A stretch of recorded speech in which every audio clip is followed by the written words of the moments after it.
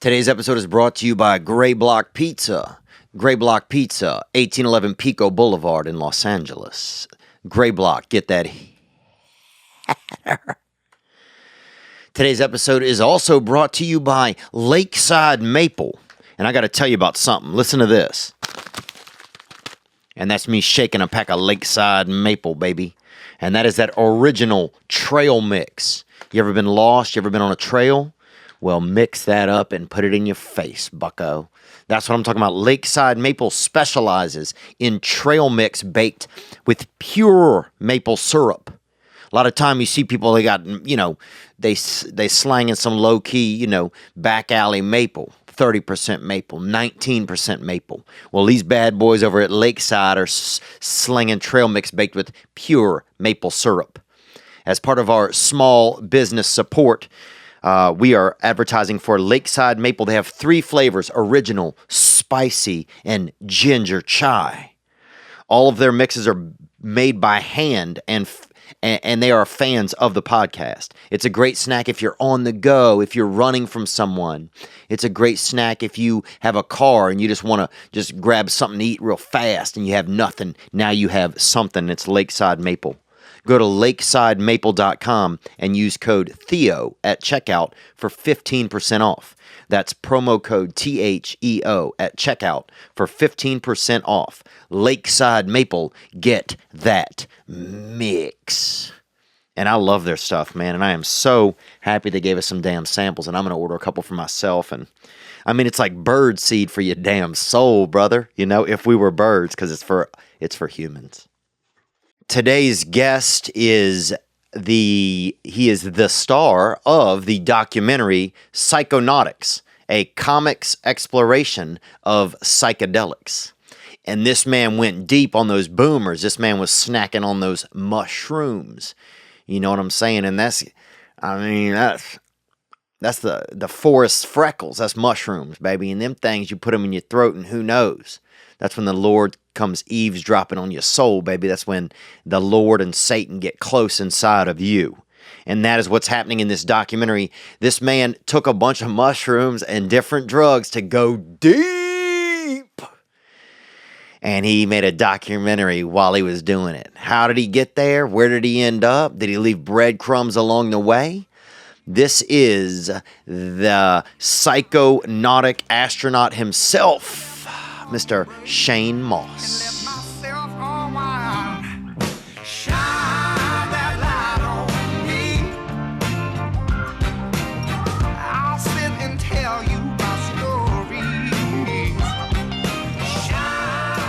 I remember when you came and did my Double Date podcast years ago. I came and did your Double Date podcast? Yeah. Yes. And I wanted to go on a date with that girl. Samantha was her name. I don't even remember her. I don't know who she was or how we found her, but it was like 3 years ago. Yeah, it was more than that. Yeah, that's right. I think it was like 5 years ago. Yeah. Wow. That's wild. time flies. Yeah. It does fly, huh? It does. Yeah. It's new life, new podcast, new things going on now. Yeah, new things going on. I just watched your movie last night. Psychonautic. Is that right? Psychonautics. Psychonautics. Psychonautics. Yeah. And so can you tell us what a psychonaut is?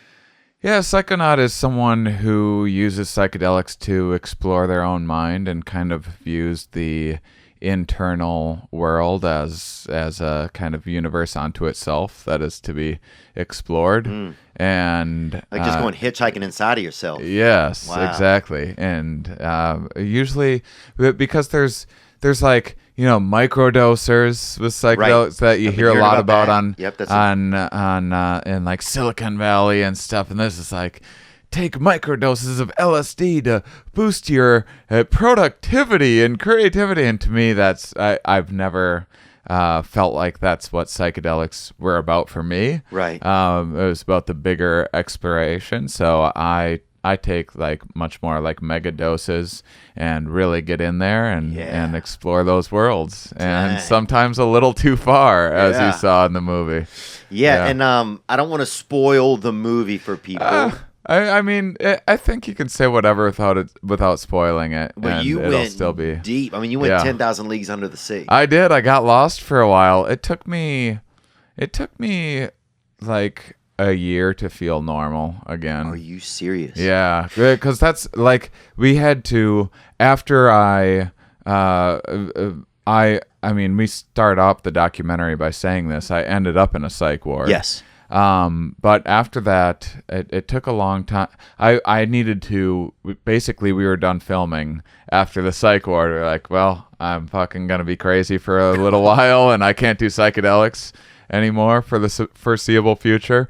And so we had to cut together what we had, and I was able to sort of record some voiceover stuff and do some like post-production stuff like that. But yeah, it took me a long time to come back to Earth. It was ultimately one of the best things that ever happened to me, I feel like, because I got a full reset, and now I feel like I'm the best version of myself that I've ever been, and I have a new tour called Stand Up Science. I have 2 scientists and a different comedian on every show, and every city's a different show, and that's going really well. I have my science podcast, Here We Are, is going really well, and it was. I quit drinking, I quit smoking, and I heard those things. That was really cool to hear. Yeah, because you used to drink a good bit. Yes, I'm not trying to call you out or anything like that. Oh, you don't feel that way, do you? Okay, good. I'm very comfortable saying I used to get hammered all the time. I'm an all or nothing kind of guy. I can see that. Yeah, and I'm a binger. I remember one time I was walking. It was at some Comedy Central thing, because we've kind of been in comedy around in the same world. The same, along the same timeline a little bit. Oh God, didn't we do the same live at Gotham? I think we did. We might have done the same live at Gotham, yeah. And D.L. Hughley was the host? Yes. Dude, wow. that was over 10 years ago we did that. I remember the lights went out during your set, right? Yeah, they did. And then... And you had to redo your jokes to the same audience. You had to, re-perform your set, 3 times or something nervous, like that. And this gay gentleman just runs up. He's like, okay, just start back over. And I'm like, start back over, you little mongrel, Yeah, it was... Power's out. I know, the power went out just in the mid joke. I thought he was going to start trying to play spin the bottle or something. I'm like, tighten the fuck up, dude. You're supposed to be the director. But no, there was years later, I was at some party, and I remember it was some Comedy Central. It was a roast, I think. And it was backstage or somewhere. Yeah. And you came walking, and you didn't know, I don't think, that I was on a different level than you were. Like, you were knobbed out, I think. You'd been drinking. Sure. And you fucking just... I bet it. Yeah, I was like, I don't even remember that one. Yeah, I used to fall quite a bit. Out to lunch, I fall less now that I don't drink. Also, tongue less butt though is the other thing. When you don't drink, it's hard to. That's true. It really is. So there's pros and cons. That's the trade-off. To both. That is the trade-off. That's like cocaine, man. Cocaine, it's like if you're not tonguing butt is like cocaine. Cocaine is definitely cocaine is there's trade-offs. Cocaine's a gateway drug to tonguing somebody's butt, I think. It's definitely like you do drywall, then you do cocaine, then you tongue it butt.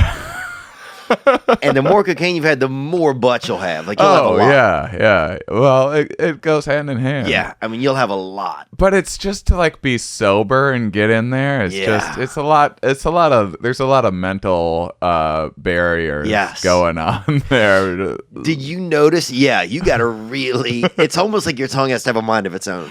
It really. You have to create some other scenario in your mind. This is just like a bag of pennies or something that I'm tasting. Yeah, something special's in here. Something special. Oh, I think I left my wallet in there. Something so you're. Oh, have you seen my phone? I think you have to have some reason to really put your tongue. Or just lots of alcohol, and all of a sudden it's just this delightful dish. You're like, this is party time. That's so true. But it's also easier to, I think, investigate someone's butt if you don't know them that well. Oh, you think so? Oh, there is. If it's a stranger. I mean, you would think it would be the other way around. You would. You'd think you'd really want to get to know somebody, know where they've been, know like what kind of diet they have, see what they graze on, see if they go to the gym, do they shower. But it's the other way around. It's that stranger. I mean, I think it just goes along with danger. It's like a real danger zone. It's a dangerous area, and then after a while, you get to like respect someone and whatnot. That gets harder to tongue their butt too. Yeah, you shouldn't be. Don't you feel like? Don't you feel like when you're in like a long-term relation, you're in love and stuff? And unless they're in a coma, and that's the only way to tell them something. I feel like then. Yeah. Like if somebody's in a coma, I think maybe, getting into their butt with your tongue. You ask the doctor, like, well, can they hear me? Well, kinda. They can feel you. In a roundabout you can sort use of like a Morse code sort of situation. I want to talk to you about the third ear. That's what I want to talk to you about today. The third ear. Man, no, but I love the documentary. You worked with a guy that I know named Brian Bellinghoff, who is a hard worker. Oh my God. And he was like, he directed and edited everything. Really? Wow. Yeah. And a sweet soul and a hard worker. And I thought he was too sweet. I thought he was too naive and too much of a nice fella. Oh, at first you did? For the project. Oh, wow. Because, I wanted to make something that was like a little bit dangerous and a little bit, a real deep exploration of these worlds. And I wanted it to be a little bit out there. I wanted it to be like a true exploration of what the world of psychedelics is like.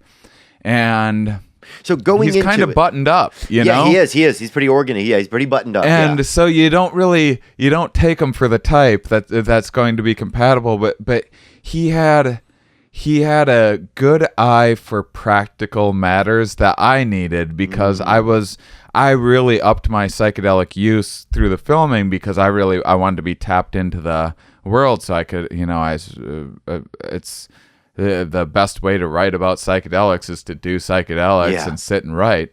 And so I was tripping a lot, and I was starting to go manic already. And so I was getting all these grandiose ideas of what I want, and I was trying to make like the inception of documentaries. Like I wanted it to be like a trip within a trip, and I had these really overly complicated ideas that would have cost us so much money to implement. And this is as the project is going on. Yeah, this is as the project's going on, and I'm like, but you don't understand my vision. And was your goal to prove to people, because I love the fact that it was your goal to prove to people what? Like what was the... I mean, we didn't really know when we started the documentary. Okay. So when we started the documentary, I was on the producer Matt Schuler. You know Matt by chance? Matt, but he makes a fair amount of comedy specials. And anyway, he had never made a documentary or anything before, and he heard me on Mark Maron's WTF, and he thought, and he was already familiar with my work, but thought my story was really interesting on there. And I was talking about the tour and what I was doing, and I had this 111 city tour, this like wildly successful indie tour, for me anyway. Still small venues, but it was selling out everywhere. And so at first he was just like, do you want to make some kind of documentary? We didn't know, because with my science podcast, I have I don't even talk about psychedelics that much. It's like a separate world for me. And so at first we were talking about maybe some different science ideas to explore and make a docuseries or something like that about. And then I was like, it's too bad you didn't get a hold of me earlier, because in like 3 weeks there's this psychedelic conference in San Francisco. It's only once every 4 years, and it's the biggest psychedelic conference in the world, and every psychedelic researcher is there, and it'd be so easy to get all these experts.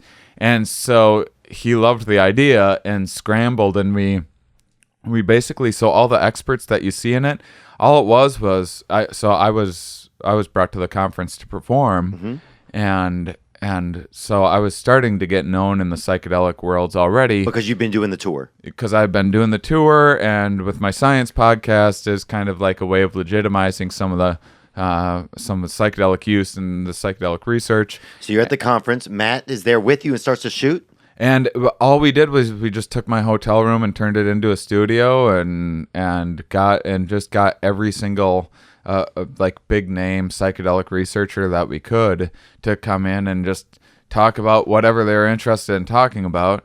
And afterwards, after the weekend, we were like, that's great. Now what do we do? Right. And I was like, I guess I'd do psychedelics and we film it. I don't know. We didn't really know. I'd never made a documentary before, and I didn't know what the hell I was doing. And it was only Brian's second documentary, and he had ideas of where he wanted to go with it, and it didn't really resonate with me at the time. Brian's ideas won out, thankfully. I went crazy eventually and was completely hands off. I was like, you guys got to finish this without me. I just got to work on my mental health for a while. So you start dosing, right? You start taking it, and they're coming at certain days to shoot with you and to see what you're doing? Yeah. Well, basically we had shoot days. Like I went into a clinic to get a ketamine trip or the treatment, for example.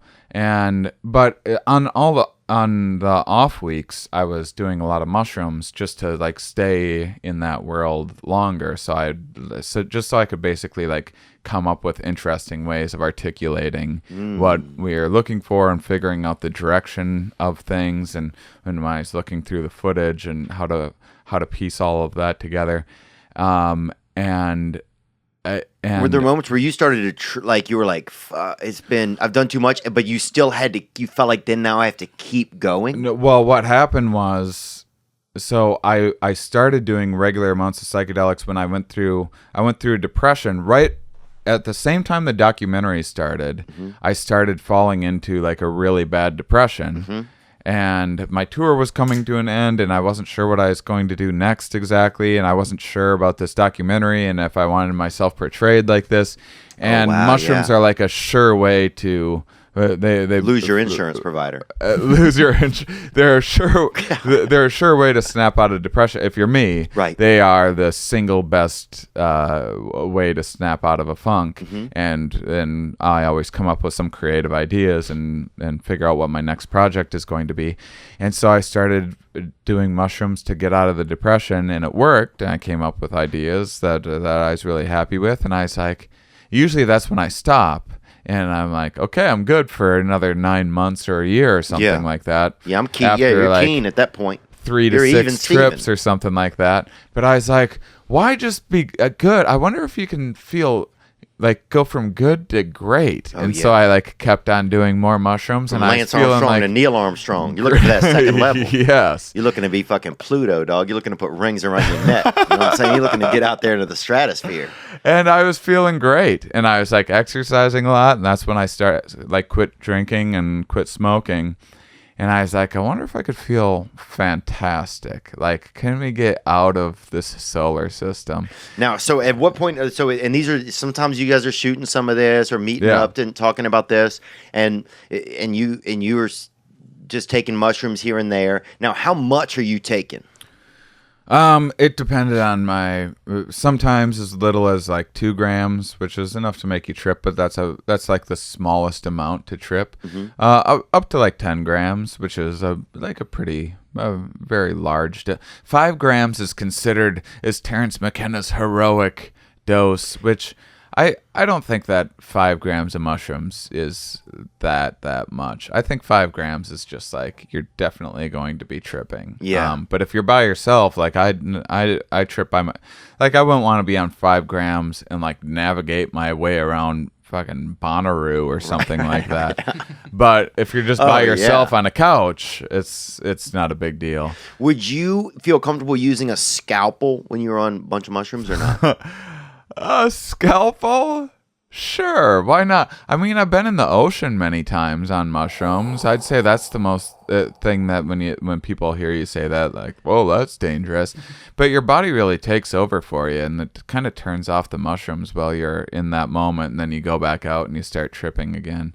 So I don't know. With mushrooms, for me, it's not like people usually think that it's like a bunch of hallucinations and stuff. For me, it's like a sense of real clarity. Oh yeah, dude. I remember. Look, we used to go find them, and I took a whole bag of them, dude. Probably no joke. Probably a quarter of of like a 60-gallon garbage bag, right? Like to a party. And gave them to a bunch of people. We started a game of hide and go seek, right? Who had never taken them, right? We started a game of hide and go seek while everybody's hiding, like in the woods and shit. The cops come, so everybody had to just disperse. Oh, and some people, I think they never found some people. Like some people, fucking they're just gone. Oh, I'm talking about the girl that had never even like given somebody a hand job. Next thing you know, she's got fucking 9 milligrams of mushrooms in her, and she's fucking out there hiding behind, her own fucking bad breath. Yeah. She's losing her shit. Setting is important for sure. But so you're taking these mushrooms. It's escalating. Are you starting to feel like, okay, I have to do this a little bit to keep the vibe going? We're doing the documentary. I'm all in. Or were you starting to get nervous that you were in it? No, I was feeling great. And then I did DMT. Mm-hmm. And I hadn't done DMT in like almost a year. I've done DMT about 100 times, but DMT started getting so strange and so spooky, and it was like predicting the future. Like the product did, or when you took it, it did for you? When I took it, it would show me things about like where I was going to be like the next time that I smoked DMT. So then the next time. So I've never been in this room before, right? And so say like 6 months ago I smoked DMT, and I see this thing that's like all of these. That's like this square like coding thing with like some waviness here and some shape and almost like a figure or something like that. And I can't really make sense of it, but it's like impressing upon me that this is important to remember. And then I'm here, and I smoke DMT right now in front of you, and pop out of it and look over, and it's this. Like in code, this is like what it showed me 6 months ago was this painting. And then it's like, how did it know I was going to be in this moment smoking DMT in a place I've never been in and know like what was going to be there? And it started messing with my idea of like, is there free will? If it knew I was going to be here 6 months ago, then I had no free will between now and that time. There is no, I had to have ended up here. Right. And once I started having those ideas, I was like, this shit's getting too spooky for me. And so I quit doing DMT. And those ideas felt very real, though. Yeah, they very felt real. like just as if you would like say that's a plant right there, and you're like, yeah, that is a plant. It felt very. It felt just as real as any of this does. Yeah, absolutely. Right. And so, man, that's so freaking wild because you can only get the clues when you go into the DMT. Yeah, only in the DMT. And so then I smoked DMT for the documentary, just goofing around. Like oh yeah. I'm just gonna put some fucking roller skates on my amygdala and fucking hit the highway, Bubba. Yeah. No, it's cool. It's cool, man. I'm so jealous. Like the scene that opens with me like all painted and glow in the dark shit and whatnot. It was us just like goofing around I was like just poking around at this shaman's place, and she had this glow in the dark stuff, and at first we were just like we just painted like a glow in the dark dick on my face just because we wanted to just take we were trying to like make a joke of like how everyone takes these things so very, very seriously, and it's a sacred thing. And so I was like, I'm just this fucking dopey guy with this fucking dick on his face, like a fucking frat boy. Yeah. And so we were just trying to make some joke like that, and then shot me smoking DMT like all painted, glow in the dark, just to look like a fucking lunatic. And did that get hairy, that experience? And it did. That's when like DMT was like explaining that I was supposed to be some communicator for like DMT or something. Like it was like it knew.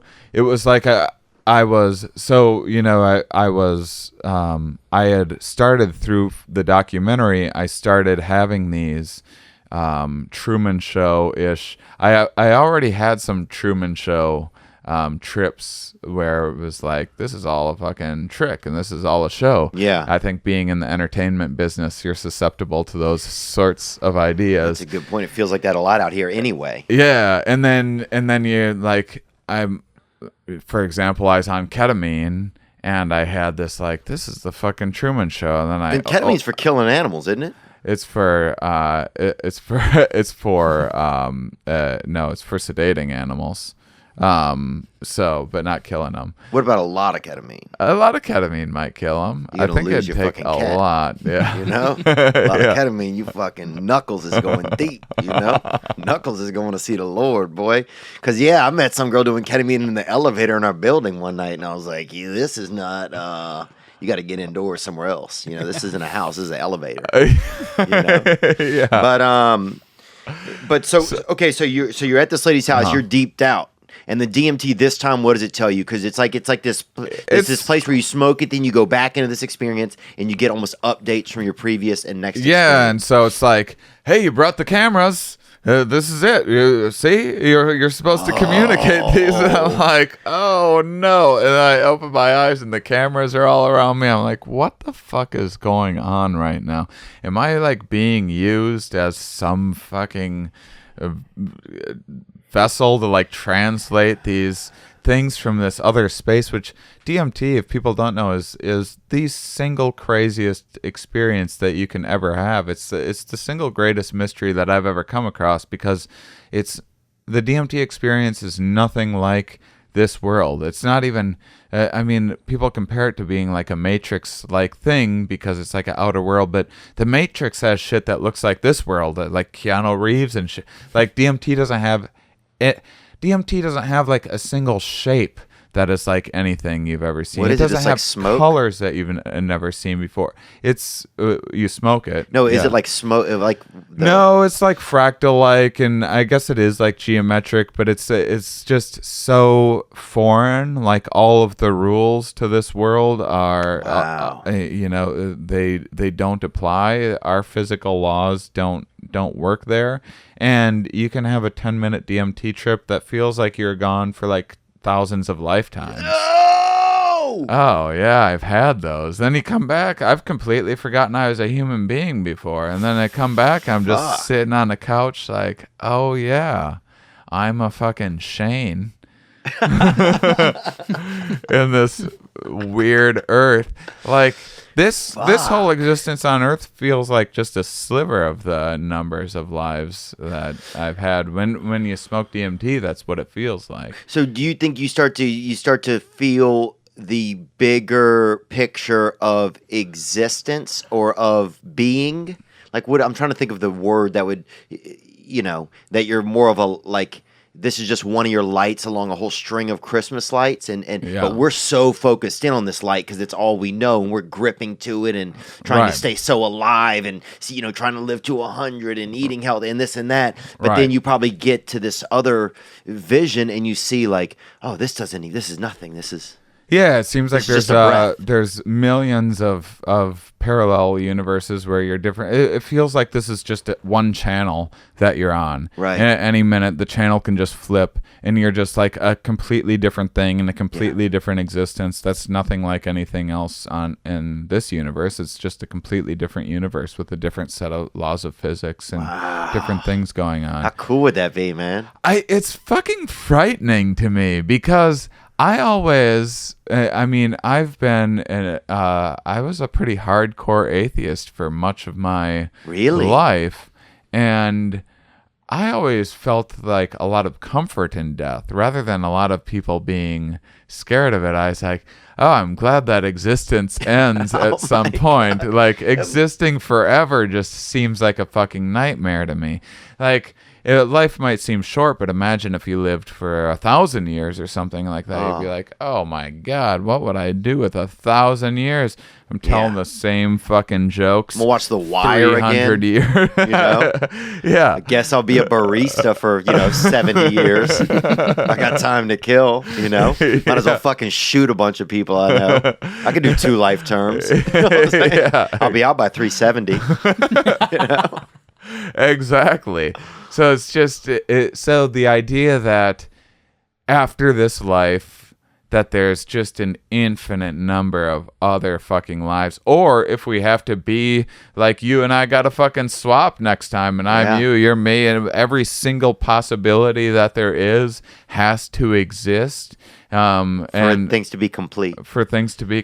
And so you have to be, every single person has to experience every single thing from every single angle and every observable reality.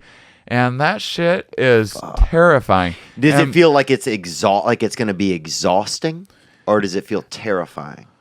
Exhausting and terrifying. And when I finally lost it, really, the main thought, so that was after, so DMT started me down the path of losing I can imagine it. You think you're going in a little bit of alternate worlds, or different kind of levels of perception, which I'm able to be like, maybe these are just these inner worlds in our minds, and the reason why it seems like parallel universes is because we all have to have all these multiple simulations. Like, I have many different possibilities of things that I'm going to do tonight, right? For example, going through my head. So I have these like 5 different worlds of these 5 different possibilities that myself on some level in my mind are walking themselves through. And for me to be able to pick one of those, make a choice. And so for me, I was like, well, that's the most grounded thing of what DMT could be, is just that you're going into these inner worlds that are there for running these simulations to figure out what choices. And it just looks different when you're in there because you're seeing it in just its like raw mathematical properties. I see. Whereas, our brain is doing a lot of the work behind the scenes that we're not actually able to see in our present state. Right. Now, so you come to you're on this DMT and the cameras and stuff are there. So then, I could imagine you're like, well, fuck, these cameras are capturing life. Yeah. Like, it's a weird thing that cameras do. We don't think about it that much, but they capture life and then represent it later how it wants to be presented. Yeah. And this is a lot like what your memory does as well. When you search back in time, you're observing the past, but a different version of the past than what actually happened. Eyewitness testimonial and everything. And especially as storytellers, we represent. It's like we represent it, and so we create a new picture, and then the story that we tell is influencing people's judgment of how the story went down. They create their own picture of the story that you're telling. Now you got this like weird game of telephone going on. For this single moment that happened, by the time you express it to others, their version of it, if you could like DVR their brain and see what they were seeing when you told the story and play it against like a closed circuit camera of what actually happened, those would be 2 very different things. Yeah. And our inner world has all of these kind of multiple realities too. And it's not even that that it's an inability for the brain to have an accurate representation of memory. It's that the brain feeds your consciousness a biased story of what happened to make yourself like the hero in the story, to make yourself like smarter or better looking or a better driver or whatever. These are all testable things. 70% of people think that they're smarter than the average population, better drivers than the average population, that sort of thing. Yeah. And the math doesn't add up. And so the like when you picture a past event, the thing that's playing in your head is this recreated, edited version of things. And then that's what we also do with television. We shoot things and we edit things to make it look a certain way. Even with the documentary, is such an interesting experience. Wow. I can imagine, because it's like you're having that same experience on like all these different levels. And then I did ayahuasca, and then it was Christ, guy. Now, who was anybody tapping you on the shoulder during all this and be like, hey guy, step away from the buffet. You know what I'm saying? We're gonna close here in about 5 minutes, sir. You still have 9 waffles on your plate. You got that ketamine dip. We're gonna need you to. Yeah, and that's when the ayahuasca, it was a wonderful, beautiful experience. But I was actually going to do ayahuasca on my own to get ready to do it on camera. That's what we didn't show on the film. That's why I was actually going to. We kind of portrayed it like we couldn't get the cameras in to shoot, but we had figured it out. We were going to shoot me doing ayahuasca, but in preparation for that, because I have less experience with ayahuasca, I went to do ayahuasca first, of course, so I'd know how to do it on camera and how to represent it well. And that was when it was just like showing me that I was like some communicator of this like very important message, and I was to like get scientists involved in building this like project because this was information from these future people. Paul Revere, dude, you're like a fucking inner. And once you start having those ideas about yourself, like that shit runs away from you in a hurry, and you start having these very grandiose delusions. Wow. And it's not even fun having the like nothing about me wanted to be like some grand communicator or anything like that. But then you start feeling like these responsibilities, and so what I started thinking then was how much of our inner world is just metaphors for what is actually going on in life. Like when we say, so there's this idea of embodied cognition, which is we use all of these physical metaphors. Like we're having a deep conversation right now, or someone can be shallow. Right. This doesn't mean anything. It's just that where the cortex that does all these fancy ideas was built on top of the limbic system, which does these sensory stuff. Old school stuff. So how we interpret these grander ideas is through like these old school raw. So you call someone blue when they're feeling sad. Like all this stuff would seem to like an alien anthropologist coming down and hearing us communicate. It would be very confusing to them. Like to want to get high. Right. Like why would high be better than low? But it is to us, probably because we evolved to fight against gravity, and so up seems better. Heaven seems up, hell seems down and under us, and so these are all these metaphor things. And then I was like, well, maybe everything's a metaphor, and what if all of this existence is a metaphor, and at the same time, this guy was taunting. Was taunting Kim Jong-un with This isn't Trump. Oh, this isn't Chris Trump? Farley, sorry. Oh, it's Chris Farley? Yeah, I thought it was fucking Trump. No, Jesus. No. I was like, why do you have a huge Trump thing? That's hilarious. That's fucking Chris Farley, bro. I have the worst. I was like, why do you... I just thought it was a hilarious... Yeah, that was... No, that's Chris Farley, who's from...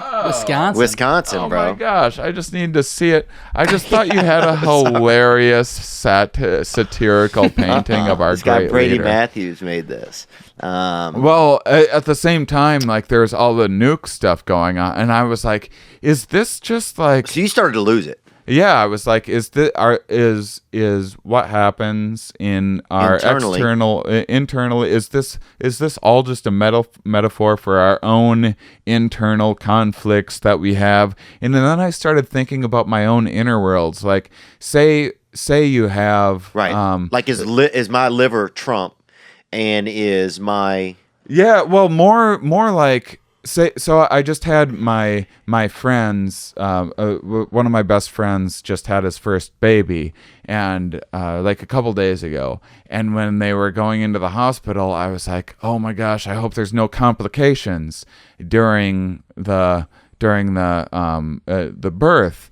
And then but because I had that thought, because the brain runs these simulations of events, having that thought, then does that mean in some level in my mind I've created this world where she does like die during pregnancy or something like that, and now I just created that. So on that level of something that is like real within my head, like as real, like how real are dreams really, because you feel them, they seem very salient. And then did you think that you could go into that world and save the day? Yeah, and so it's like, well, how do I? So then I'm like, so then every idea you have that kind of morphs into like a bigger picture idea, you think that that's reality. That could be an alternate reality. An alternate reality. You're that fucked. so now I'm trying to like not think because it's just screwing up everything. Oh, every time you think, bro, you're starting a whole new existence. Yeah, that you have to then go be in. And it's this worst case scenario, and now I'm figuring out how to fix the problems that I've created in my own mind of these worlds that I'm creating. And then I'm just creating more and more, and it just doesn't stop. And there was something. Oh my god, like bro, dude, that is overwhelming to think about. It was overwhelming to experience, and I stayed up for 3 weeks. I didn't sleep. You shouldn't do that. I didn't sleep for 3 weeks because this is like a lot of crazy choices. Life or death, like this is situations happening, and this is like worlds are depending on me solving this. Like now, were you having to convince people of this? Because you're fucking manic at this point. Oh, and like anyone that would listen to me. Where were you doing it at? Outdoors? Tell me by a Starbucks. Tell me by a Starbucks. Not outdoors. Was it on Highland in Santa Monica? No, I was just like wearing my girlfriend down. I was basically I was cautious not to, because if I told someone and if they were like, what the fuck, then I was like, I bet they're in on it. Right. I bet this is all like, because everyone. A beautiful mind, kind of like that kind of shit. Everyone in my life is like nudging me in a certain direction. So if I'm getting like too close to the answer, then something you're out of goes avocado back at Chipotle. Huh? I see what's going on here. Exactly. Tell your reading manager I'll be way back. too much into everything. Wow. And then there was no differentiator between my imagination and what was reality. I could not tell the difference. And so I know what it's like to be a fucking crazy person. I get it. I get it when people are fucking ranting and raving about like seeing fucking aliens or being other dimensions or whatever the fuck that they're seeing. Now when I pass someone that's experiencing that, I'm like, fuck, man, been there. Yeah, take a nap, buddy. You need a nap. Do you feel like you can go approach one of those people and discuss things with them now, or you just realize they're on a break? I've always thought that maybe... Like you're like Caesar the dog whisperer, but like for schizophrenia? I kind of want to try, but I'm still worried about that because I've had a couple manic episodes since that first one, and not anywhere near that just same a couple severe. Tremors.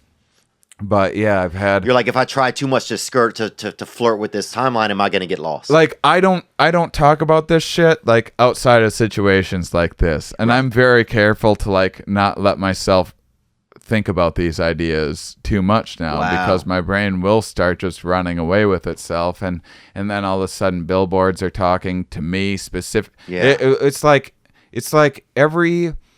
So you know how we're talking right now, and everything that we're saying resonates with each listener and each audience member at a different level. Mm-hmm. It's like sometimes when you're in that state, you hear something and you hear a song, and it's like there's this certain level of resonance that was exactly for this moment at this exact time, and even the person communicating it didn't know it. It's like if someone's listening to this right now and this just reaches them at this certain level, like they are talking exactly to me right now, and I don't understand how this is happening. And that's how you feel all the time on the thing. Yeah. Like everything is always it's exactly all a for metaphor. You. Not every bit, but like throughout the day, that happens like 10 times in a day. And even when I'm like, this is confirmation bias. This is I'm just looking for things to validate. But it's like.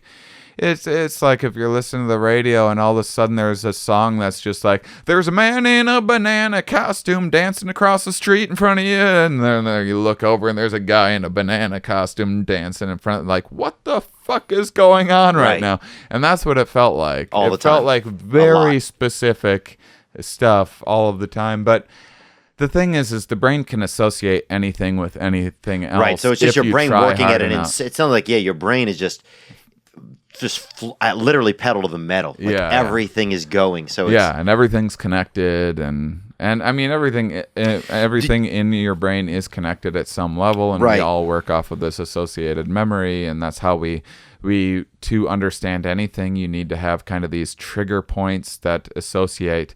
Like if you go, there's this comedian from, he was bigger. I think he's from the Midwest. He did like a song about a home. Oh, Chris Farley. And that's what happens when things are at the tip of your tongue. It's your brain hasn't made enough associations yet.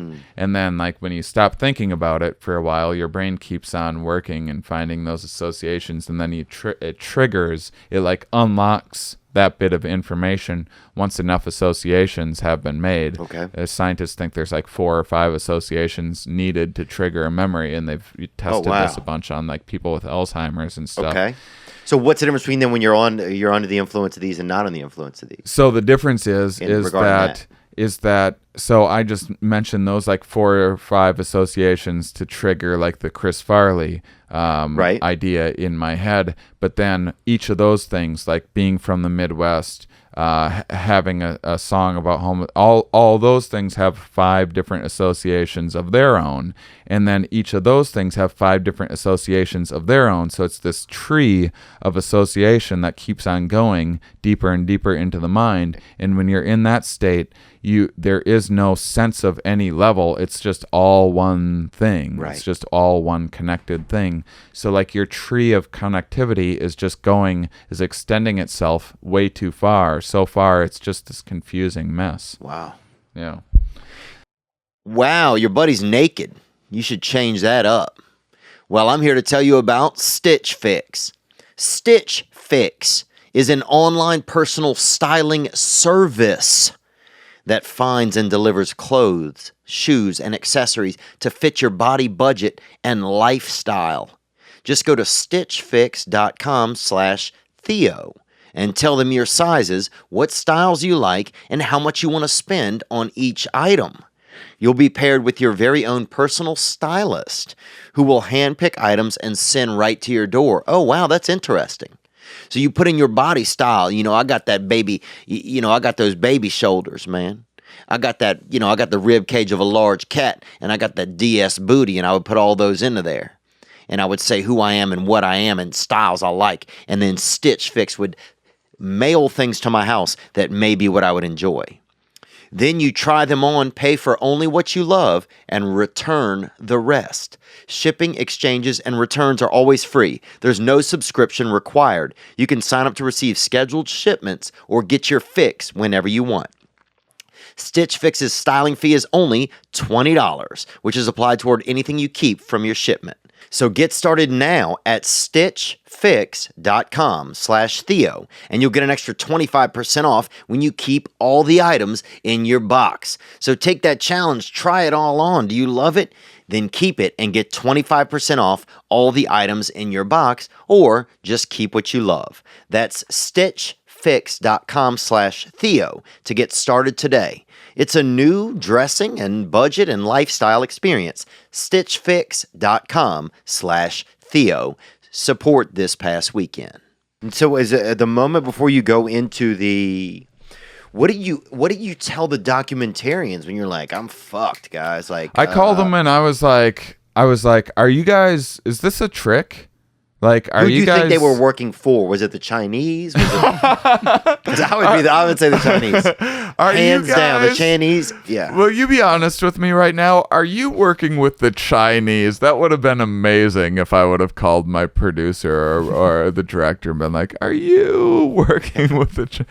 The Chinese are definitely doing this. I mean, if anybody could do it, it's the Chinese, bro. Dude, I was over there. Somebody died. They fucking made soup out of the guy and fucking kept it moving, dude. China doesn't give a fuck. They're just keeping going, bro. They don't give a damn. Yeah, you got to keep moving. Oh, they're trying to definitely create little Chinese people right now to live in your fucking soul, brother. You know what I'm saying?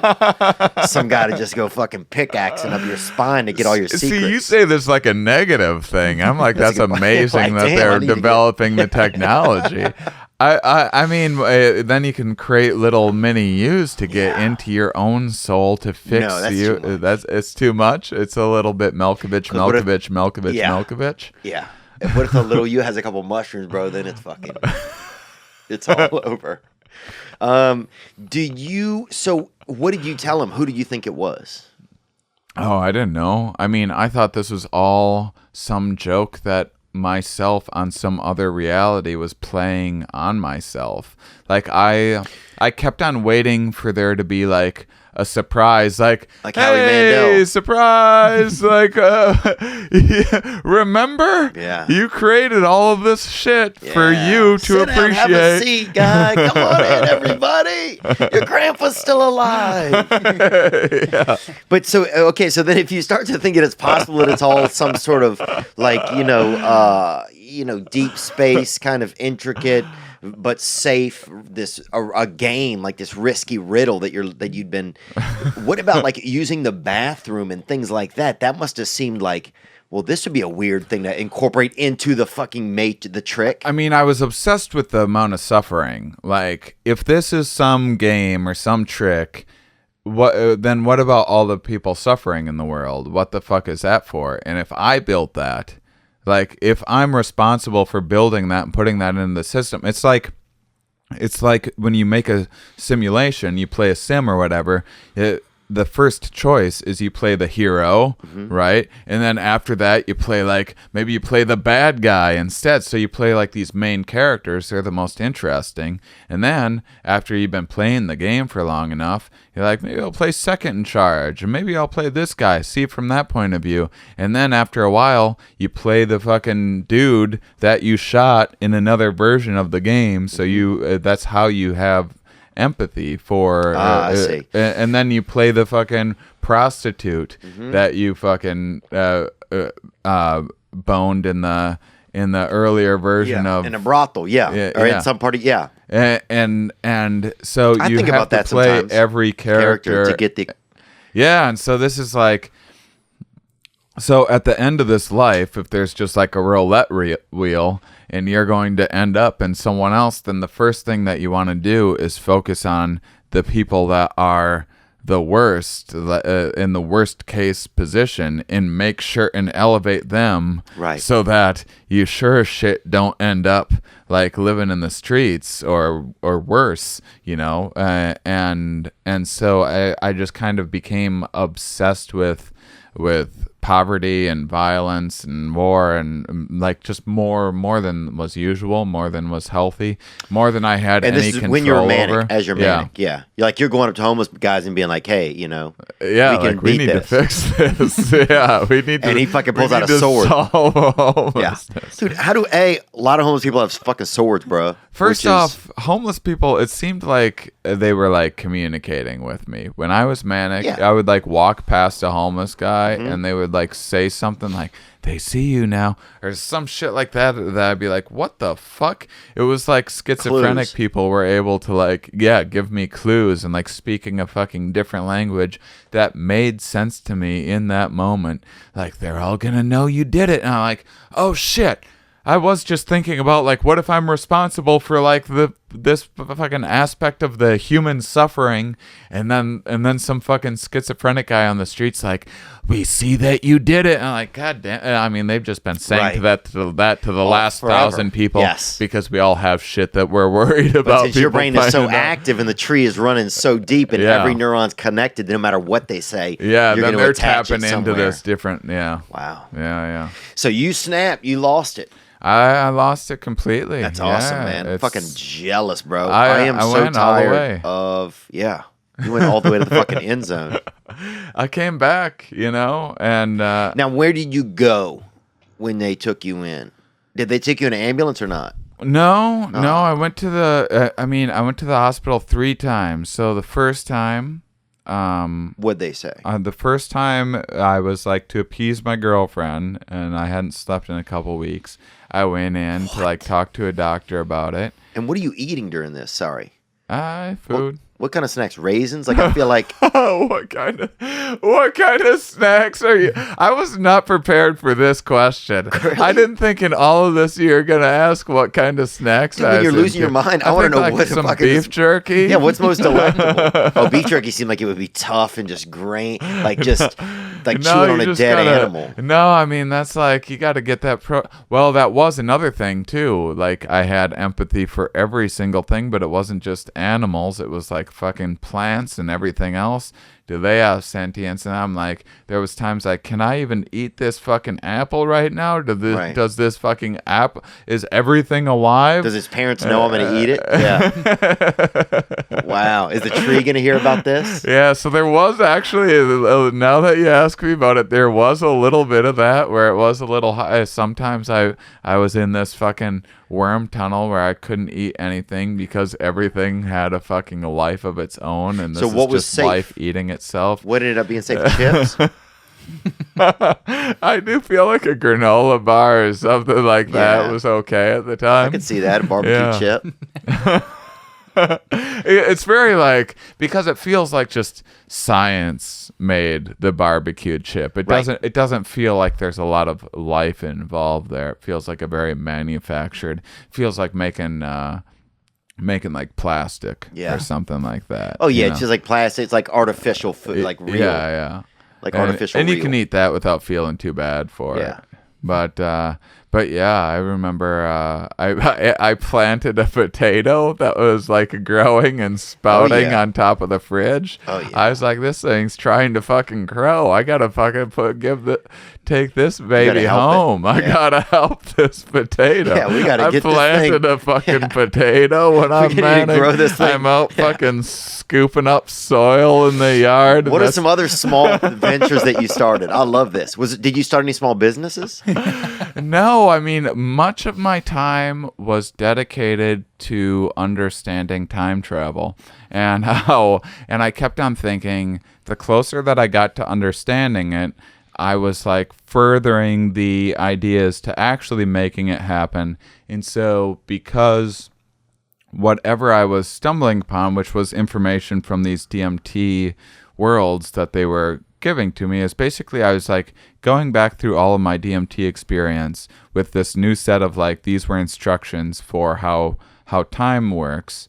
And once I was like getting an idea that I thought was like in line with how you could manipulate time, that would eventually, that idea would be furthered like thousands of years from now or whatever. And because that idea was like the butterfly effect of creating that was like sending something back, a ripple back through time. That was fucking you up. That was fucking me up so that I couldn't do it. And so like every time I completed the puzzle, a new puzzle took over. I remembered when I was eventually in the psych ward, I remember I closed my eyes at one point and these puzzles just started forming in my brain, and it was like trying to lock my consciousness inside. It felt like Get Out or something like that. It felt like the movie Get Out. It felt like a puzzle trying to like lock me inside of my own mind, so I wouldn't have, so something else could take over.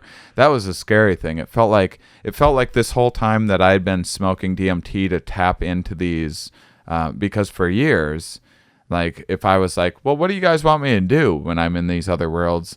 It felt like I was meant to just like figure out how to keep this open for longer, so like more information could be passed through or something like that. But this whole time I thought I was tapping into this other universe. I didn't realize it was actually them tapping into me. Oh wow. And trying to go into my world. I thought I was going into their world this whole time. It was a two-way street. Red Rover, and then I'm like and I felt this fucking thing like trying to take over my fucking mind. I would wait when I did fall asleep.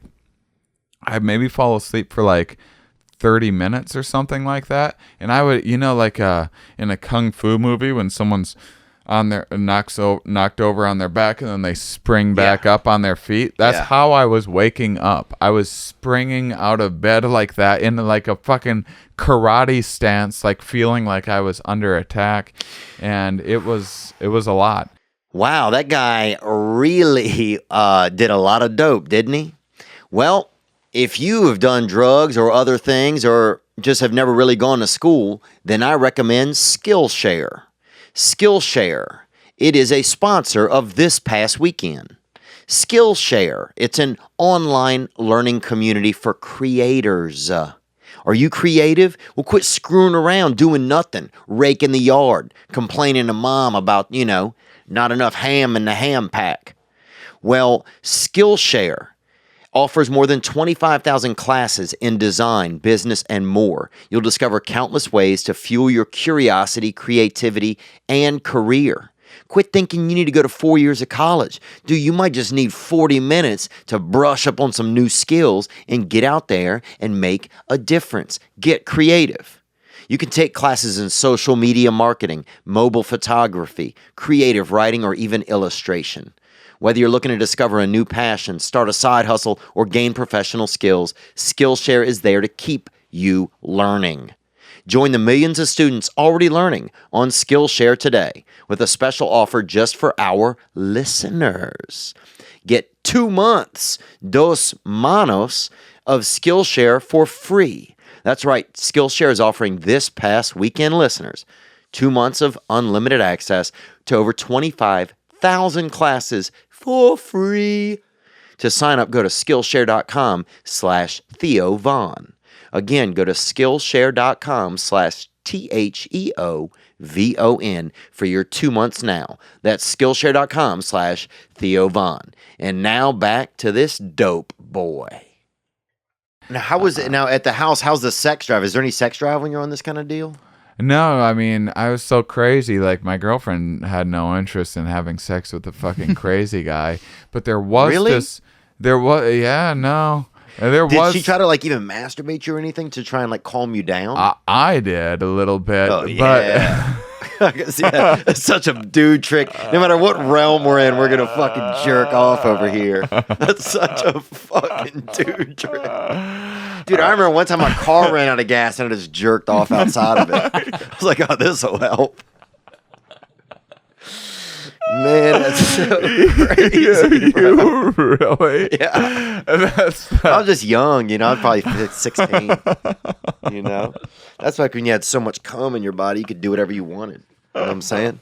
I could fucking, I could do something. I could do whatever. Yeah, solve anything. So you go. It's the fucking glue that binds us. It is. Now, was there ever some weird moments where if you jerked off, you were like, "Oh shit, this is the secret sauce"? There was, dude. I could imagine that. Oh my god, I can't. See, I haven't even thought about this in fucking months because this was like a year and a half ago. Well, I'm thinking to myself when I used to fucking be young and eat mushrooms, dude. I remember taking all my clothes off one time and driving my car, and all my body turned red, all my skin, all the blood came to the surface of my skin, and it turned all red, and Then I got in the back seat because I was looking for something, and then I started fucking jerking off. And then my seat's You're a real problem solver. Oh, dude, yeah, look. I was looking for the fucking truth, bro. And I thought the truth was under my fucking car seat, right? So I pushed the car seat forward, and it landed on the hood, on the horn of my front seat. So this was like a Ford Escort, 1984. So it hit the horn. So now the horn is just going, and then my buddy's mom fucking came out there. Yeah, and that's when that shuts it all down, bro. You want to know who's the one stopping all this kind of behavior? It's moms. I felt like it was at one point I had the idea. See, and we all have imaginative ideas. Oh yeah. And then we're like, oh, I just imagined that idea. But when I was in this state, if I imagine an idea, this is fucking reality, and I need to explore this idea to its logical fucking conclusion. And so at one point it was like, well, maybe how these ripples are being sent back in time is that there's information being passed through our DNA, and so maybe the reason why I'm being threatened is because I've been choosing not to have kids, but I need to have kids. So that was when my girlfriend first was when I was like, we need to elope and have a baby, and she was like, no, you gotta go to the hospital. Yeah, is what it, because you never fucking talk about marriage and having kids. That's why I know you're real fucking crazy when you're talking about eloping and fucking having babies.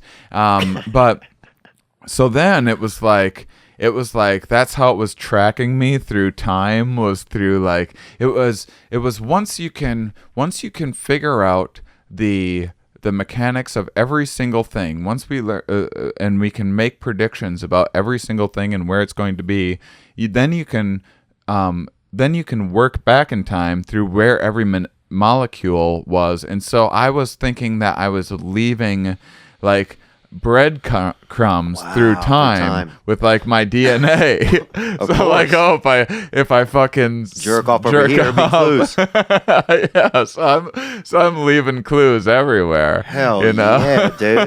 That's just like somebody just coming and running through the pages of an Agatha Christie novel. And I remember, so to skip around a little bit, I remember having this idea occur to me again when I was in the psych ward. I felt like there's this fucking lady in there, this crazy lady who like. And if you came in, or you would get what? No. It was like if I fucking came down the drain, like I wasn't jerking off because I didn't want it to like find me. Right. But it was like I was trapped in this fucking. I was never gonna be let out of here. But if I came in down this the drain, drain, it would send it back in time. It would send it. Yeah, they'd like be able to find it, and like they'd send something back in time to know where I was, so that someone would come to get me out of this fucking psych ward. Wow. And so I go to fucking jerk off in the shower drain, and this lady that was like fucking with my head to leave clues. As I fucking came down the shower drain, it was like I needed to like, this was insurance, right? That I would be able to be found in the future, and that was what I was like, this is insurance. And I'm like, I writing leave this to myself. Clue, right, it's like a note. It's like a message in a bottle. And so as I fucking come and down this drain, I just hear this lady yell, "Like a good neighbor, State Farm is there." And I'm like, what the fuck is happening right now? Because I had this whole fucking idea that I was like being farmed, like my DNA. Oh, the insurance. Farmed. Yeah, and the insurance and everything. I'm like, what the fuck is going on? Because that was the other thing. When I was in the psych ward, at one point... Is it nice in there or not?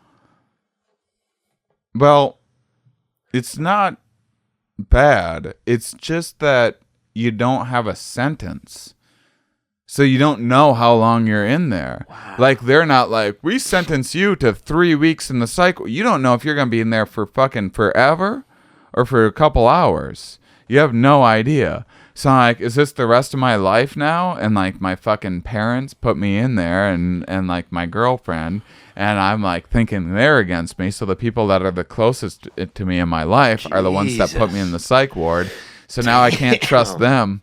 And things get fucking hairy when you can't trust anybody, and when you're in a situation like that and you have no idea like if they're ever gonna let you out. And then I'm thinking this is like all a fucking ruse, and this is this thing that's been constructed just to store my fucking consciousness away. Like I knew, like I thought like everyone was after me, and then to me, from my point of view, everyone turns on me, right? And so then puts it feels me in this fucking thing, feels in the same energy. And now there's people like looking at you with a fucking clipboard and shit. And then I'm doing like crazy shit, like I thought maybe I thought they were, speaking of editing, I thought they were like using, they would show my family like footage of my behavior to like make me look crazy and like edit it, because I was thinking about editing a lot. Speed it up and make put scissors in your hand. Yeah, make it look like so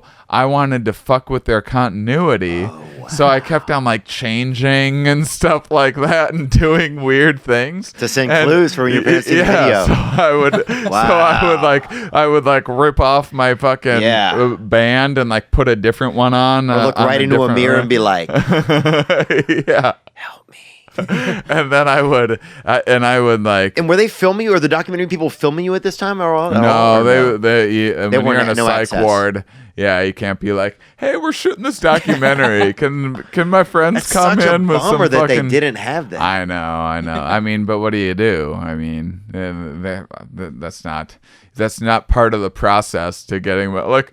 no psych ward's gonna be like, sure, that sounds like fun. Yeah. Come on in here. But did you meet anybody else when you were in there? Yeah, I mean, that was the strangest thing, was everyone felt like it was like a very Wizard of Oz kind of feeling. Like everyone felt like, this is the straw man version of this person. This is the iron fucking dude of this version of a person. And so it was like they all reminded me of somebody. And I remember I like cleared off this whiteboard to like draw these ideas of how I thought time worked. And I was like, I better not draw that because somebody will see it. Someone will see it and think I'm crazy and keep me in here for longer. And when I did that, I went to take a nap, and when I woke up, all these fucking crazy people in there had drawn all the shit that I was going to draw. Lying. I'm not fucking lying. And I'm like, what the fuck is happening? And they drew it better. There's this graffiti artist in there who's this amazing fucking artist. Oh, yeah. And he drew it way better than I ever could have. And it was all these DNA like passing through time sorts of things. It was like all the fucking same ideas that I was having.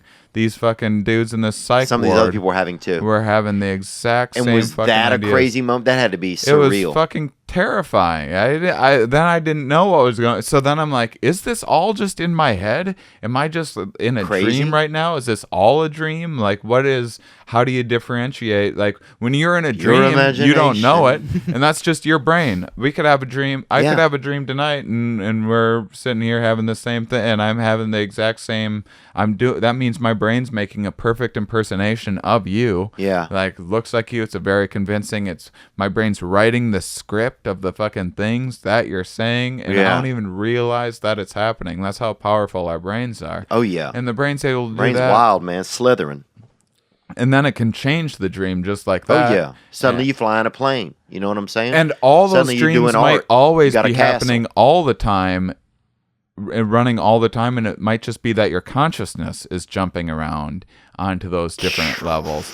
So when you're like being chased by a shark or something like that in a dream, it might be that your consciousness just popped down to that. Like in that reality, you had been living a whole life, and then it was like in this fucking terrifying moment is when it needs your consciousness, it needs your attention the most, and that's when your consciousness shows up. Damn, so bro. maybe those fucking worlds, maybe there's just like thousands and thousands of worlds going on in our minds all of the time, and our consciousness is just skipping around between them. You were fucked up, huh? Mm-hmm. Sure was. But I came back. So, that's as awesome, far as I can tell. Dude, it really is crazy. It's like you're a psychonaut, man. It really feels like you went all the way. I can't imagine it gets much deeper than that. Dude, I can only fathom the moment you thought you were going to draw something. I'm not going to draw it because these people might think I'm crazy and I got to get out of here at some point. Yeah. I got to at least trick them, even if I'm, or just not. And then you go to sleep and you wake up and somebody's fucking drawn it better. And then you're like, well, now. And like furthered my ideas. You're like, am I crazy? Are they crazy? Is this like some fucking, are we all tapping into the like same this ideas? Universal Do we all just have the same ideas? Thing? And if there is this universal consciousness, like what does that, what does this mean? Yeah. And why would we be living like this? And why? So are we all just a metaphor for something? Right.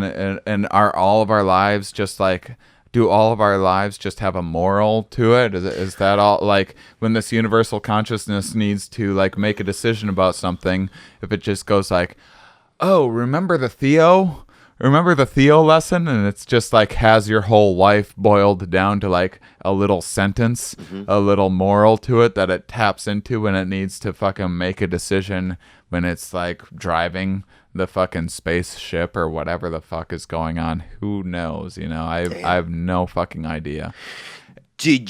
Are you fully better now? I mean, I'm on medication. Yeah, I saw that at the end. It was so funny. yeah. Because I just take antidepressants or something. I take that stuff. I've taken it for a long time. But what? Is that? I mean, it keeps me from going manic. Really? And I mean, See, it's like mania, like a It's not like WrestleMania, is it? And, I mean, it's first off, so I've been bipolar 2 my whole life. Oh, wow. But it bumped me up to bipolar 1. So 1's the big one. And 2 is like this really hyper productive. I mean, you can be careful because people like blow a lot of money and stuff when they're manic. I saw that. I saw you guys talk about that. But it's usually I'll be manic for like 2 weeks and I'll write, and my next hour of material. Like most of the big shows that I put together were just 2 weeks of mania, and I put together a thing that was my income for the next year or two of my life. So do you think there's some there's some value in the mania? Oh, absolutely. I mean, it's almost like you need to be a minor of the mania. Yeah, I mean, it's like when I'm manic, at least it feels like I have like 20 more IQ points, and I have like this incredible passion. Yeah. I'm super creative, and whether that's true or not, it's certainly what it feels like. Right. And I am insanely productive during those times. So yeah, if there's like a safe way to channel that energy and tap into it, it'd be, this is going to be something that I'm going to have to figure out with my life is like, are there really safe ways to tap into this without fully going into like the Truman Show universal consciousness and getting lost in that in that abyss. Damn. Do you feel like you were pretty close to getting lost forever? No, it always felt like, you know what I'm saying? Because you always hear the story growing up about the guy, he took 9 hits of acid or something. No. He thinks he's an orange now. It always felt like, to me, it always felt like there was a part of me, and actually a bigger part of me, that was logical and knew what was going on and knew that I was just experiencing this kind of bout of craziness. It was just that it wasn't even that most of me thought that any of it was true. Most of me thought that it wasn't true. It was just like, if there's even a sliver of a chance that any of these ideas are true, then the cost involved is just too big. Like if the thoughts and ideas that I'm having in this manic state are something that are eventually like triggering nuclear war or something like that, then even if I think that there's a 0.00001 chance that that's actually happening, because that seems like a crazy fucking idea, but if there's a chance that is happening, then that's like unacceptable. Right. And can't do it anymore because you're just causing too much. Right. So I'm causing too many ripples and whatever. Where all did you come whenever you were doing were you jerking off? Like you said, you tried to come down that shower.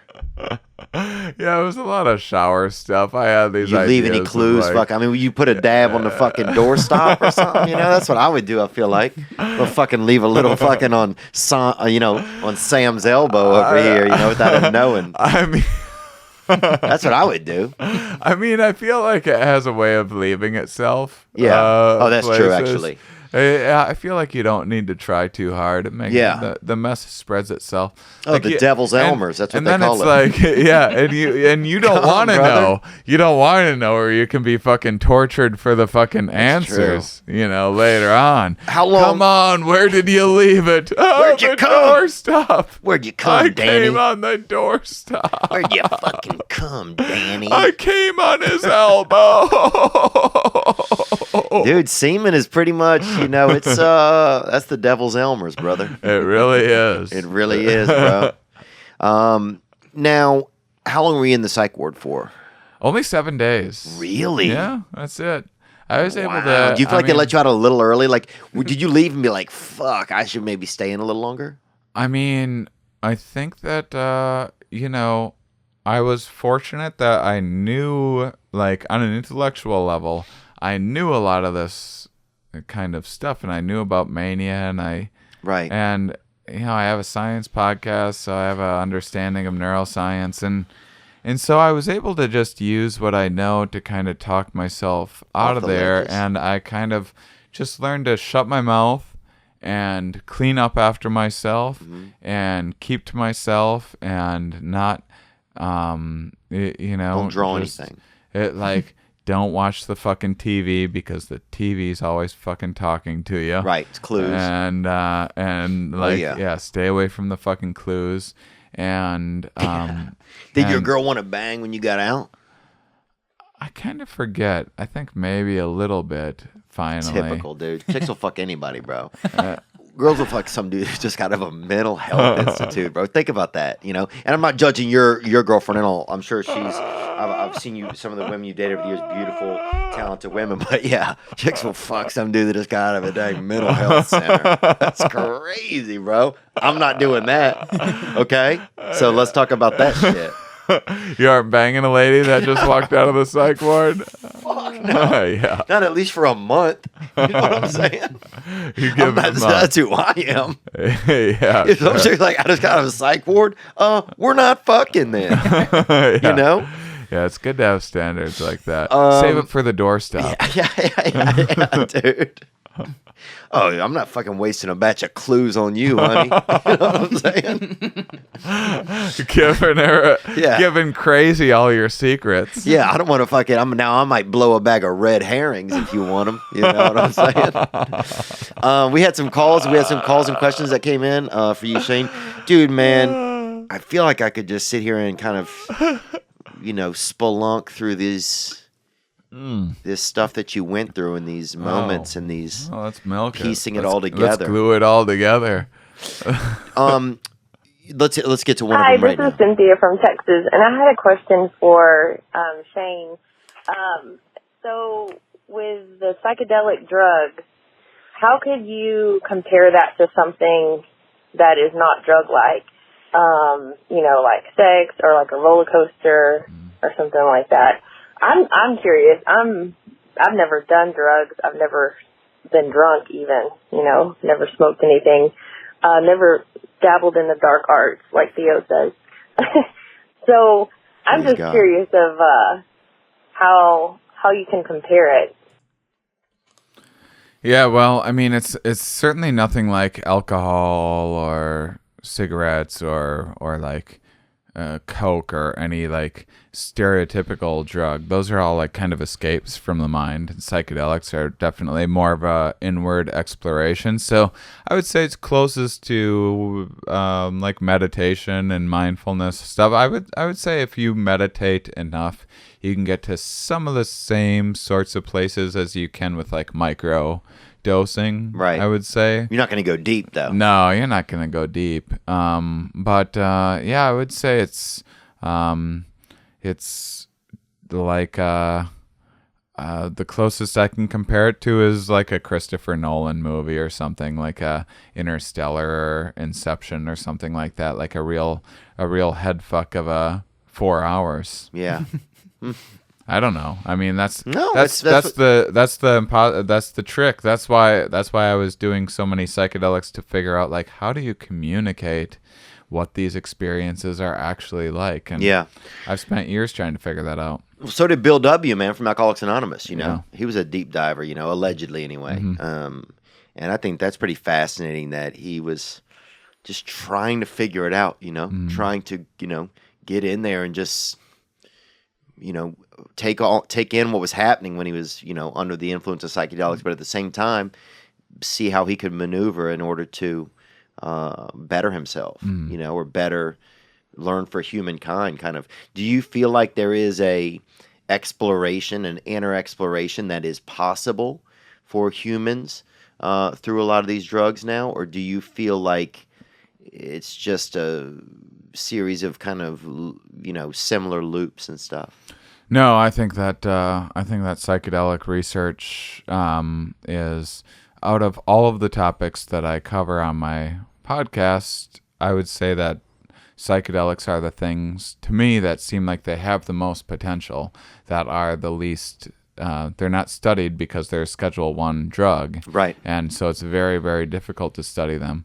But I think that they show the most potential in terms of increasing empathy in the world and treating depression, PTSD, those sorts of things. I think that they're incredibly useful, and I don't think that even though I got lost out to sea and you hear about other people doing that, I don't think that's like, it's certainly not the norm. And I'm not sure that it's anything to even worry that much about, because I was pushing myself to do more psychedelics than I was comfortable doing. And I've been doing psychedelics for, at the time, like over 20 years. Were you doing any suppositories or anything like that, or no? Oh, no, I've never done a suppository psychedelic. I would. I'd happily do a butt trip. Yeah, or vagip, and they used to call it. Sometimes girls would put a hit of acid in their vagina when I was in high school. I mean, I'll stick some in my pee hole. Yeah, I'll stick a little LSD in my urethra, see where it takes me. Sure. Jesus Christ, bro! That will take you to the hospital for sure. Maybe a kennel. You think LSD in the pee hole, and you're going to a kennel? That's gonna burn, brother. That's gonna burn? I think it's gonna burn, man. That's straight in the fucking piss hole. I think it'd be okay. Dude, you might wake up in fucking, who knows, bro, Mexico. Okay. Which is a great country, well, too. Gotta we take them to Mexico? Or take them to Mexico. Stuck LSD in the pee hole. Wow. We got another one from Mexico. What type of person would best be suited to go deep? To go deep? To really get in there. Someone with lots of mindfulness training, like a yogi or something like that, would be the best person to, like, if you're drafting like psychonauts, to go and put them in like MRI machines and give them like mega doses and see how far they can go. Someone with tons and tons of mindfulness training would help a lot. Someone that can really detach themselves into that observer role and just kind of watch what play out.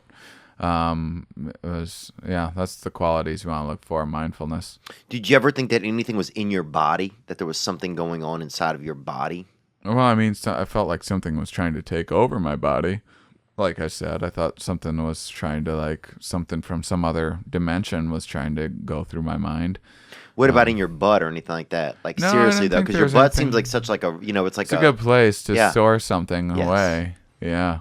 I actually, I mean, there was one thing that fucked with me, because I had this dream, once, before, when I started to go manic, but I wasn't fully manic. I had this dream where it was a dream within a dream, and I saw this perfect way that was like what LSD looks like. And then I popped out and I had this like glowing bit of like glitter thing, and I was like, everything has like this around it when you're on LSD, and I got to remember this. And I knew I was in a dream, and I was talking with my girlfriend and her friend, and they're always sharing dreams with one another. And so I was like, I got to remember this when I'm done with this dream. How do I remember this? And they were like, oh, just put it in your butt. And I was like, excuse me? Like, oh, if you want to remember a dream, just sit on it. Yeah. Just put it in your butt. And I was like, what? And they're like, you better hurry up and put it on your butt, and then you'll remember it. I was like, that old trick, huh? I guess so. And then I sat on it, and then I woke up, and I remembered every detail of that dream. And that's when, and I was like, oh, Praise well, God. if you wanna remember something, you'll never forget anything that goes in your butt. It's true. And so Coins. it's the old memory bank. Oh, dude. And I mean, look, bro. That's the devil's satchel. It really is. And so, but after that, when I did go manic, then that was fucking with me. Oh, because you're like, did I put something in me? Did I put a secret in my butt? And somebody tricked me. Yeah. Is there a trick in my butt right now? Yeah. I had a little bit of that fucking with me. Yeah. But there was, I mean, I had so many different, the reason why, if you're like, did any of this happen? And I'm like, yes. Something like that. Idea. Because I had every fucking conceivable possibility of anything that could be happening. Wow. I had it, man. It was never ending and fucking exhausting. That sounds exhausting. It was exhausting. Do you feel like life's at the right speed now? Mm-hmm. Yeah. No. Yeah, I mean, I'm like, now I'm like, with my new tour, Stand Up Science, I'm just like mostly a fucking business guy. I'm just sending out emails to people, doing work and doing fucking work. Yeah, I loved a lot of the stand-up that was in the documentary too, man. It was really thanks. cool stuff. Yeah, there was one point where I can't remember what it was, man, I was just laughing out loud. But yeah, you have to check it out. Where can people get it? Well, it's available on March 5th on Amazon. Okay. And then it will be available for pre-sale on January 22nd, I want to say. Let's say 23rd to be safe. Okay. January 23rd, it'll be available for pre-sale. So that'll help me out if people are excited about it and get those pre-sale numbers up. Then when it hits the Amazon page, it'll launch it up there and be recommended to more people and all that on the release. So I liked it, man. I thought it was a good thing if you want to share with somebody a little bit about, like, a parent, even to sit with a parent or family member to teach them, have them have a little bit of an idea of what doing psychedelics is like and some of these different drugs. Yeah. It was great, man. Psychonautics, a comic's exploration of psychedelics. Wow. And that's all on my website, Shane Mauss, MAUSS.com. It was brave. I thought it was brave how vulnerable you were in some moments. Thanks. Even just in the way of like, wow, he's, he's going to do drugs, which make you sometimes unaware of what's going on with yourself on a camera and know that that's going to go out to everybody. That's, I almost wanted to see more of that, I think, at times. Yeah. But I wanted to show more of that too, but it just... We got what we got. I thought we were going to have more time to film this stuff. I thought there's going to be just lots more opportunities to capture more stuff. You went nuts. And then I went nuts, and so we had what we had to work with, and I'm really happy with how it all came out. Yeah. Yeah.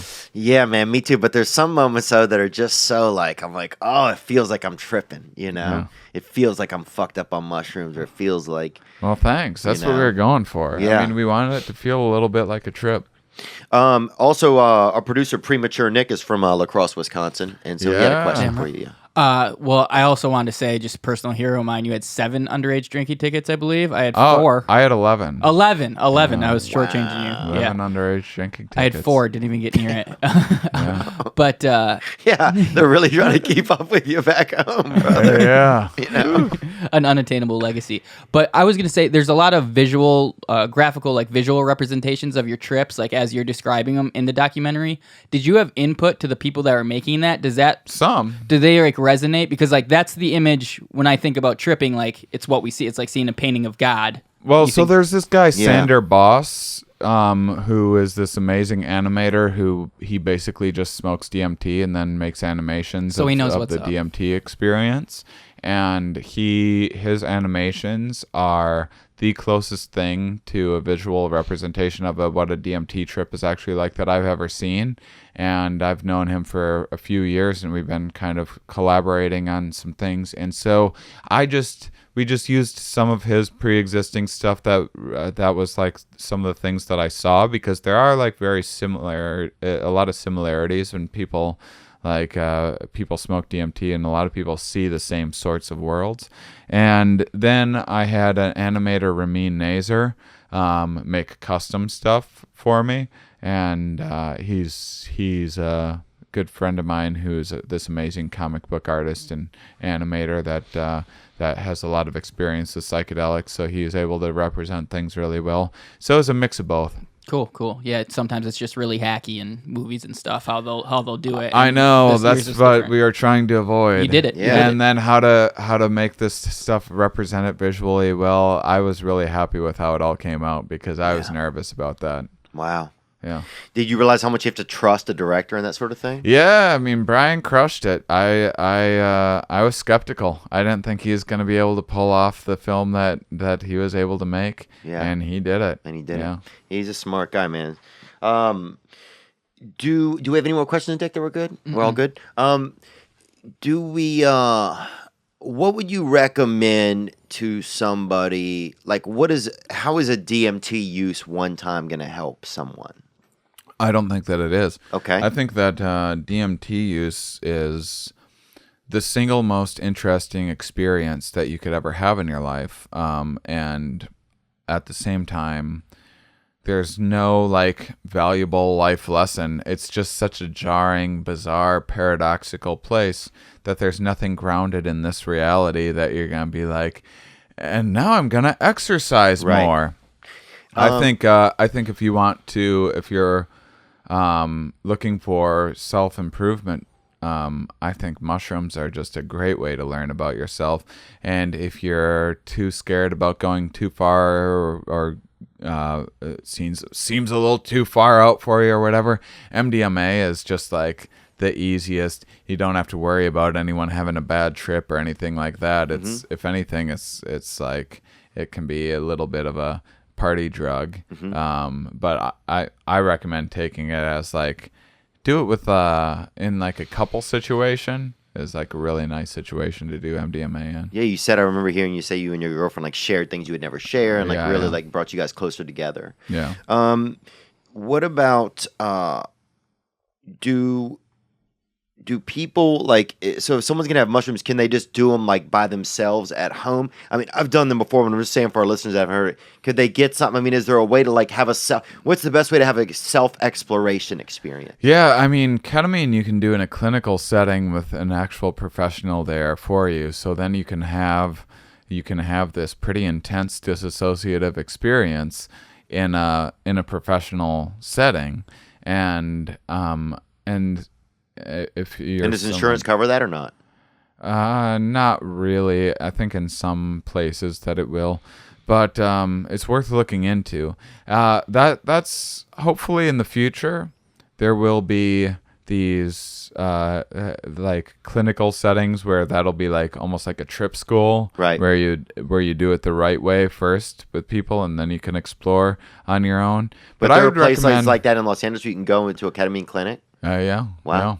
Yeah. I recommend just the best thing to do would be to join like a local psychedelic group and just find like-minded people in your area and start the conversation that way. And don't walk in your first time and be like, hey, does anyone know where I can get mushrooms? Yeah. You just want to go in there and like listen and hear what people have to say and check it out and tell them what brought you in there, and they can guide you from there.